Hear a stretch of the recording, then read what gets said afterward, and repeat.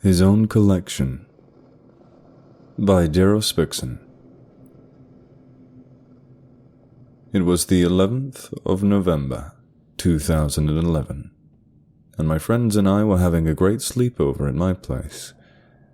We made a deal that no one would sleep, so we can enjoy the sleepover whilst it lasted. It was around 10:30 p.m. My parents were already asleep, and we needed some grub to keep ourselves awake. We had planned to make a ghost hunting film outside the house. My friend Jebby brought an HD camera with night vision function, which was enough to suit our filming needs. Since I was too lazy to go to the nearby 24-hour convenience store, I told my friends to buy some noodles and batteries for flashlights. I also told them to bring a flashlight, since the alley that they would pass through doesn't have a single light to illuminate in the way. Taking a large flashlight from next to the door, my friends headed out to the shop. Only a few minutes later did I realize they had taken the camera when they left. I thought I'd miss out on all of the fun, so I checked on the front window of our house to see if I could catch up with them. Unfortunately, they had already disappeared down the street. It was way too dark outside to try and catch up to them on my own. I just have a minor fear of the dark. Just as I was about to go back onto my computer where I'd been sitting, something caught my attention from outside of the window. From what I can remember, it was a tall, thin man with dark-colored clothes. He was walking towards the alley in such a disturbing manner. I thought he must have been disabled or something. I could see the struggle in his steps. A few moments later, his face slowly turned towards me. By now, I was a bit creeped out, but I felt like I couldn't look away. As I stared, fixated at the strange man, I noticed something. Something wrong with his face. It was white, and I mean really white, and I could barely make out his eyes. I didn't even see his face move or anything, as if he was wearing a mask. Yes, it really had to be a mask. Finally tearing my eyes away from this disturbing sight, I crept back to my computer and surfed the net. I just needed something to calm down, I thought. The man I had saw sent a cold, lifeless stare directly at me. Shivers were still running up and down my spine as I sat there. I never wanted to see him again. At about 11 p.m, my friends came back. They all seemed confused and scared, which made my thoughts wander to the man I had seen. Had they seen him too? That's when I noticed that one of my friends, Mark, was missing. My heart stopped. Mark? Missing? My friends explained that after they bought their stuff from the store, Mark was left alone for a few seconds. Next thing they knew, he was gone. All they found was the camera. I immediately felt suspicion along with my mounting terror, so I removed the memory card from the camera and plugged it in on my computer. I noticed something strange. All the other pictures and videos that were shot by the camera before my friends went out were gone, and all that was left was one video. The exact title of the video was, a mess of symbols. Ampersands, hashes, dollar signs, percentiles, followed by 11-11-11. I couldn't understand how the video ended up having a name like that, so all I could think of to do was watch it. The content of the video was actually footage of my friends on the way to the store. It was Mark who was holding the camera, and my other friends seemed to be annoyed because they didn't want Mark to waste the batteries. Apparently, that was only the first clip of the video. It suddenly cut to blank. The next clip was Mark focusing the camera and the flashlight on my friends. They were starting to get really mad, but Mark didn't really care. Along the way, Mark got footage of another person walking along the alley. The person was walking very slow and seemed to twitch a little. I felt sick. It was the same man. The same terrifying person I saw from my window. A minute later, my friends got ahead of the person, but something wasn't right. There was a little tone of white noise that seemed to gradually be getting louder. After a few seconds, Mark focused the camera on the other person. The camera got all static and repeated a few frames, but through it all I could just make out the face of the person. My suspicions were confirmed. It was indeed the same man from earlier. His face was also white. It really did look like a mask.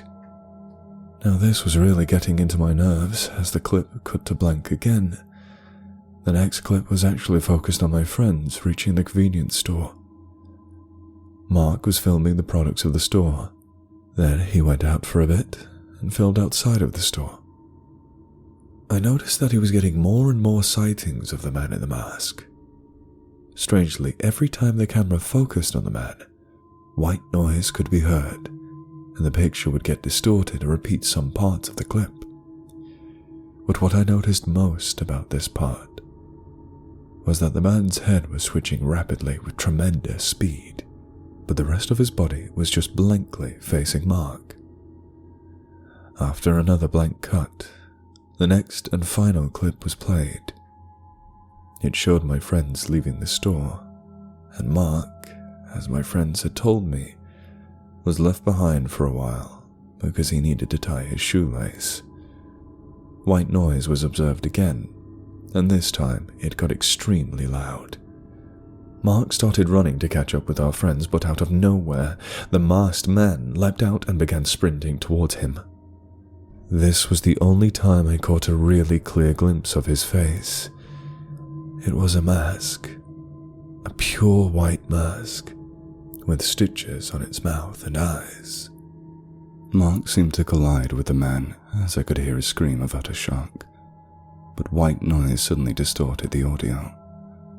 All that was left was Mark struggling on his back against the ground, and the man was in front of him, staring at him. I noticed that his mask was making a sad, regretful face, judging by the stitches going down. More noise cut the video, and it repeated that part of the clip.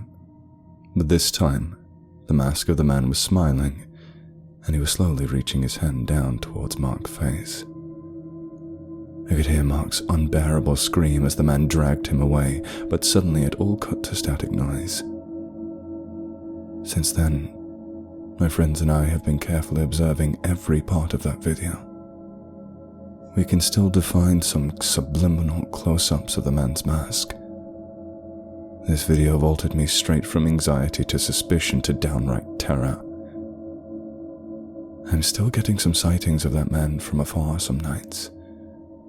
The morning after the sleepover, my desktop was filled with an MP3 file called begin.mp3. I listened to it. It was an 11-second MP3 file containing white noise and distorted screaming, and I could hear a faint murmur at the end before it cut to a bleep for the last 4 seconds. It took me 2 days before I managed to decode some parts of the MP3 file. I tried to remove the noise, and I reversed the murmuring. My eyes grew wide with terror as I heard the words, "You're next," uttered in a distorted, deep voice. Sometimes I can also hear the MP3 file, the name Collector, followed by distorted laughing. I highly advise you, please stay in a group when going out at night. Never stray far from the group, even just a few meters away, for we don't have any information regarding that man. His whereabouts are still unknown. Here are some files I received. A pic of the man before staring at the camera. A picture of the man staring at the camera whilst my friends were at the back. Still a pic of the man running towards Mark. Sighting of the man running towards Mark. The mask stands out from the darkness. Last sighting of the man, smiling. Approximately 2 months after the shocking video was seen, I've been haunted by subliminal messages. I could still get a glimpse of him standing just outside of our house every night. My mind is clouded with fear. I can't eat, sleep, or study well because of him. One day whilst I was checking my email on the net, I was surprised to see that my spam folder was filled with 999 messages, which made no sense because I frequently delete all of my spam messages I receive. Plus, I only get about 10 to 20 messages a week, not hundreds in one day. What was really unnerving about these messages is that they're all the same, all entitled, "Good luck," sent by a blank email address. I hesitantly clicked on one of the messages and suddenly my computer just started to download the attachments contained by it. My antivirus software couldn't even detect a single thing, as if everything was completely fine. I received a zip file containing 1,027 different individual files. Some were .wav files or MP3s, but most of them were text files and JPEGs. From what I have read, the files are all about the man that is haunting us. The text files seem to be blog posts of different people from all over the world sharing their experiences with the man, and some information that they've noticed or gathered about him. I've only read 46 of the text files so far, and I took note of the information that may be useful to every one of us. I gathered these from several files. Hope they can be useful. Always bring a camera. I couldn't see shit until I looked through my camera. It was right in front of my face. I think that he can only appear in cameras. Or should I say only visible in cameras. It doesn't matter what kind you're carrying, just don't forget to bring one. He will never stop to collect what he needs. If you hear white noise, it will always be a sign that his presence is near. Guys, this might be looking like a total joke, but I swear, don't let this guy get his hands on you.